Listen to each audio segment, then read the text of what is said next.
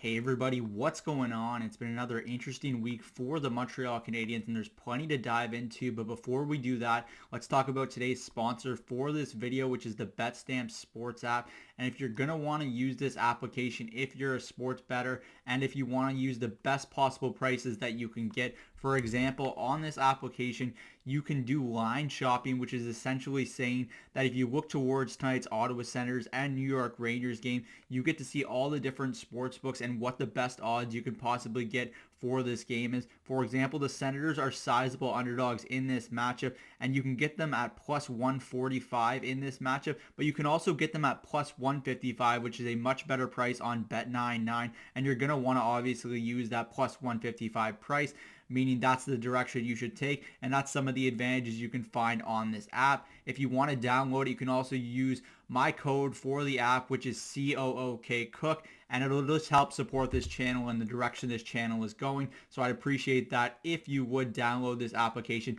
and continue to use that for all your sports betting needs.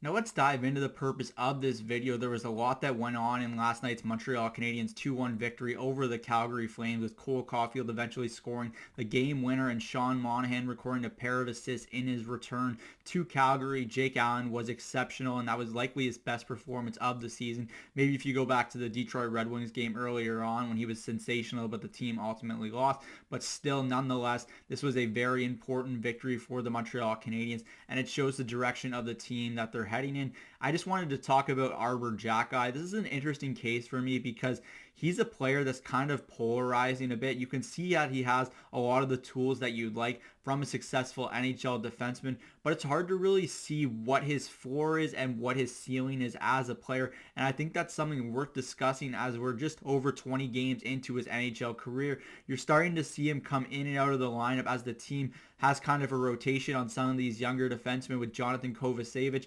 Jordan Harris. Caden Goulet's obviously staying in the lineup because he's just ultimately performed as the team's best defenseman early on.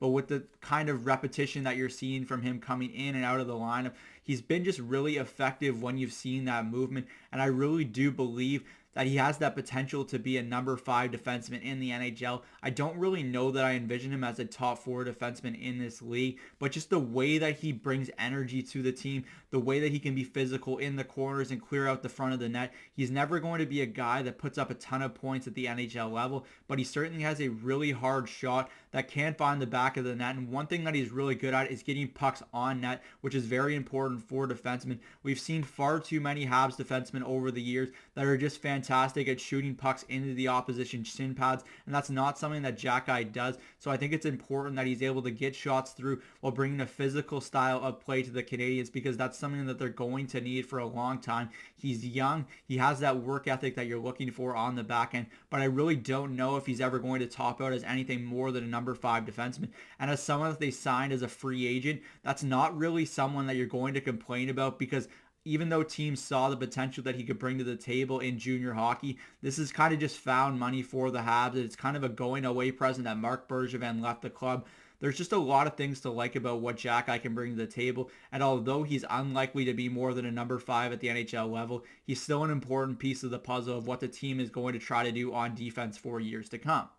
Another thing that was really positive from the team's big win last night was that Juraj Slafkovsky finally got a chance to play with Sean Monahan and Josh Anderson. Sure, it was because of injuries in the Habs lineup, but Slafkovsky didn't disappoint, and I think it was just about time that he was kind of given that opportunity to play with two players that have skill at least. It's nothing against Jake Evans and Michael Pezzetta, but you just know that Slafkovsky was trying to do a little too much on that fourth line, and it wasn't really getting him anywhere. But you saw him be a lot more confident, try some new things on that line with Monahan and Anderson last night, and I think that's a really big step for him in his career, and one that he's going to start putting up more points. Even if you're not expecting points from him this season, you're just starting to see him do a lot of the little things better in his adjustment to this North American style of game. So I think that there's a lot of positives right now in what Slafkovsky is doing, and the goals will certainly start to come as a result, especially on the power play. Low-key, he looked like one of the more impressive Habs on the power play last night in Calgary, and I think that's something he can build off moving forward.